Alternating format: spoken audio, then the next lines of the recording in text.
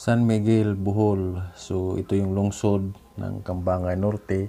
So ang San Miguel, Bohol ay nahati ito ng maraming barangay, maraming baryo, may Daguhoy, marami pang ibang mga barangay dito sa San Miguel. Ito yung sentro, maraming mga tindahan, may mga palengke. Para develop na rin tong lugar na to. So maraming tao, pag may mga produkto ka, so pwede mo ipagbenta dito sa San Miguel kasi ito yung sentro, marami nang mapagbilhan dito sa lugar na to.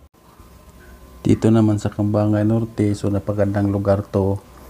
Makita mo yung mga puno na malaki, makulay. So makikita mo yan, makulay yung mga puno. So napakatagalin ako dito nakatira sa lugar na to kasi dito yung kapatid ko nanirahan. So medyo matagal na rin ako dito nanirahan kaya medyo kilala ko na yung mga tao dito sa Kambangay Norte. So halos kami magkakilala na lahat dito sa Kambangay Norte. So napakagandang lugar na to. So makikita mo yung mga ibon nagliliparan pag umaga.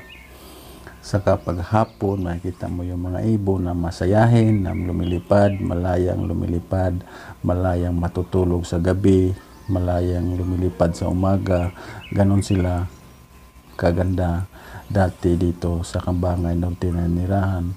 So di mo inaasahan sa isang iglap na biglang binago ng panahon, biglang dumating si Bagyong Odette sa Kambangay Norte, sa San Miguel, Bohol.